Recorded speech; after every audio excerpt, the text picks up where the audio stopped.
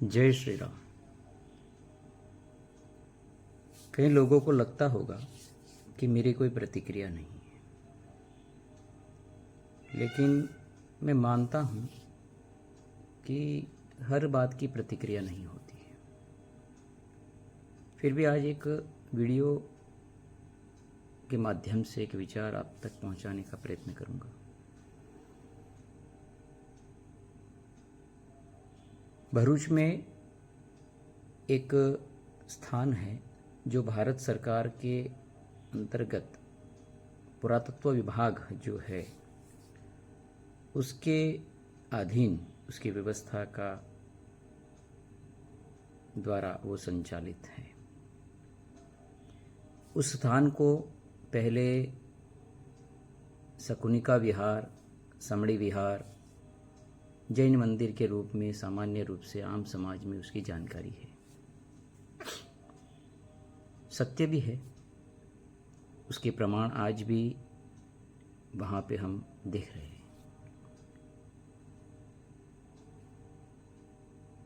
उसी श्रृंखला में आगे चलकर उस स्थान पर श्री चक्रधर स्वामी की जन्मस्थली के रूप में भी उसको जाना जाता है, जो वर्तमान में तथाकथित जामा मस्जिद का स्वरूप बनकर हमारे सामने है। ये स्थान भारत सरकार की एक अधिकृत संस्था यानी ASI archaeological department of India पुरातत्व विभाग के अंतर्गत आती है और इसका सारा रखरखाव से लेके जो भी कुछ व्यवस्था संचालित होती है वो ASI के माध्यम से की जाती है। इसका पूर्ण रूप से मालिकाना हक ASI का है और ये नियम है कि जो भी ऐसे स्थान मोन्यूमेंट है जो भारत सरकार के पुरातत्व विभाग के अंतर्गत आता है, वो स्थान सभी के लिए पर्यटक के स्थान के रूप में सभी के लिए दर्शन या देखने के लिए खुला रहता है। कोई प्रतिबंधित क्षेत्र नहीं है और न किसी एक वर्ग के लिए वो आरक्षित है। वहाँ पे जाना, किसी की अनुमति लेना ऐसा भी नहीं है।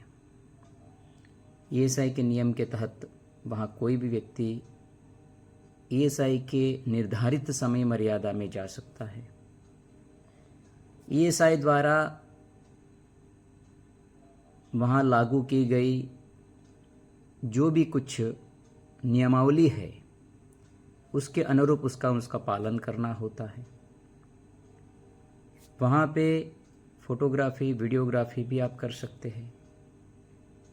अच्छा स्थान होने के कारण व्यक्तिगत रूप से सेल्फी भी ले सकते हैं। लेकिन इतना आप मान लीजिए कि ये स्थान किसी भी व्यक्ति के लिए प्रतिबंधित नहीं है, मेरे लिए भी नहीं है।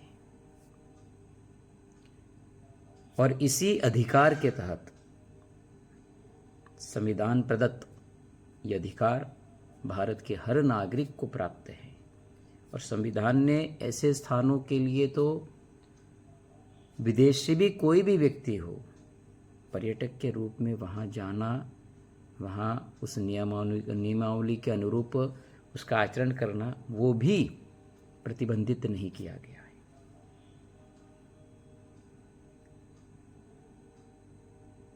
एक चीज एक लंबे समय से हिंदू मन मस्तिष्क में स्थापित करने का प्रयत्न किया जा रहा है, उसके मन को कमजोर किया जा रहा है।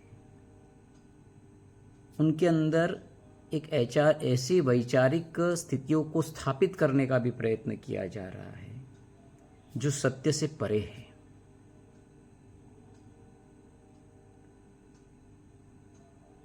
इस स्थान पर विशेष समुदाय के लोग, मुस्लिम समाज के लोग अपना निजी अधिकार मानते हैं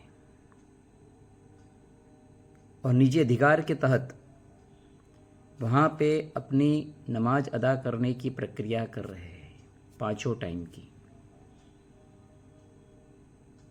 लेकिन ASI के नियम के अनुरूप वर्तमान में वो मान्य नहीं है। लेकिन लंबे समय से एक भीड़ तंत्र की मनोदशा रखने के कारण समाज पर, प्रशासनिक व्यवस्थाओं पर, न्यायालय जैसी व्यवस्थाओं पर भी दबाव बनाकर जो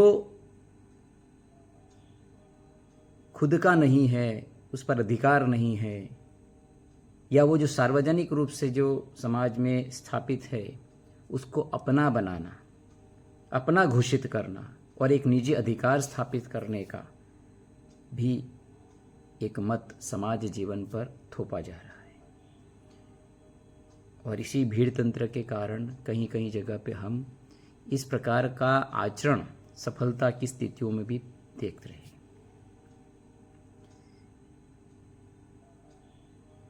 हिंदू समाज बहुत कम जगह पे तर्क करता है, मान लेता है, विश्वास कर लेता है। सरल मनोदशा होने के कारण और कहीं कहीं आंशिक किसी विषयों पर डर होने के कारण भी कई चीज़ों में वो उलझता नहीं है या फिर उसमें ज़्यादा अंदर जाने का प्रयत्न नहीं करता है।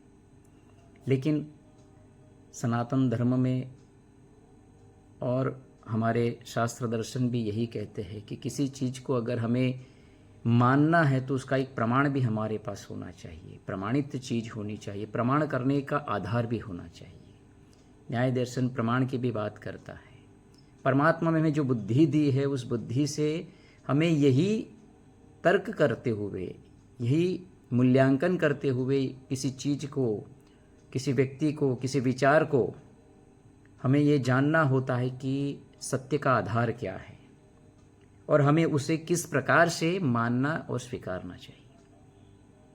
इसलिए आप सभी से एक निवेदन है कि किसी चीज़ को अगर मानते हो तो उसके पीछे किसी सत्य का आधार क्या है, तथ्य क्या है, उसको भी हमें प्रमाणित रूप से देखकर विचार करना चाहिए। तथाकथित जामा मस्जिद मूल रूप से भारतीय पुरातत्व विभाग के अंतर्गत आने वाली एक स्थान है और इस स्थान में जाने के लिए सभी लोग पूर्ण रूप से स्वतंत्र है।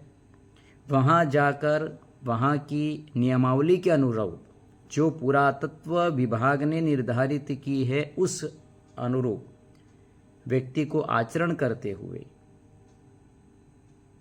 हर चीज़ वो कर सकता है जो नियम के अधीन, नियम की व्यवस्था से जुड़ी हुई हो, जैसे फोटोग्राफी, वीडियोग्राफी, वहाँ पे सभी जगह जाना, देखना, दर्शन करना वगैरह वगैरह।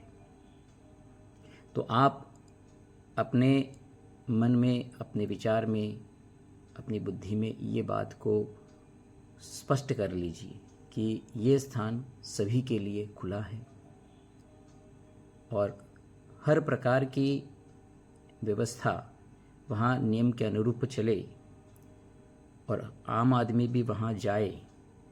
हमें इसलिए वहाँ जाना चाहिए क्योंकि हमें भी अपने पूर्वजों पर एक स्वाभिमान, एक गौरव तभी जाके होगा जब उनकी धरोहर से हमारा संबंध बनेगा। हमें ये भी पता होना चाहिए कि हमारे पूर्वजों ने किस प्रकार से कैसी किसी धरोहर का निर्माण किया था। भले आज वो हमारे पास उस रूप से, उस स्वरूप में, उस अधिकार के तहत हम नहीं हैं हमारे पास, लेकिन फिर भी हमें ऐसी व्यवस्था से जुड़ना चाहिए। फिर से एक बार आप सभी को सही जानकारी देना, तथ्यात्मक जानकारी देना और उस जानकारी के अनुरूप उसका पालन, उसका अनुसरण करना, ये मुख्य उद्देश्य है। और जिस प्रकार से गलत विचारों को हिंदू मन मस्तिष्क में स्थापित करने का प्रयत्न किया जा रहा है उससे भी हमें एक विचार करना चाहिए और कहीं ना कहीं उससे बचना चाहिए। आने वाले समय में इस विषय पर तथ्यात्मक आधारभूत जो भी कुछ बात होगी, जो विषय है वो हम आपके सामने रखते रहेंगे। इसी विषय के साथ विजयादशमी की आप सभी को हार्दिक शुभकामना, शुभेच्छा। राष्ट्रीय स्वयंसेवक संघ के 100 वर्ष के यात्रा में जिस प्रकार से इस राष्ट्र का उत्थान पूरे विश्व में जिस गति से आगे बढ़ रहा है, भारत एक विश्व गुरु की दिशा में आगे बढ़ रहा है, तो मैं सभी देश के और विदेश में रहने वाले संघ के पूर्ण रूप से समर्पित स्वयंसेवकों को मैं शुभेच्छा एवं शुभकामना देता हूँ। हिंदू समाज को भी ऐसे संगठन पर गर्व होना चाहिए और प्रत्येक हिंदू ऐसे संगठन की विविध शाखाओं से अपने आप को जोड़ के रखे, क्योंकि यही व्यक्ति उत्थान से लेकर राष्ट्र उत्थान का आधार होगा और आधार है। तो फिर से आप सभी को राष्ट्रीय स्वयंसेवक संघ के 100 वर्ष के निमित्त हार्दिक शुभेच्छा शुभकामना और विजयादशमी के पावन पर्व पर फिर से आपको शुभेच्छा शुभकामना। भारत माता की जय। वंदे मातरम। ओम नमो नारायण।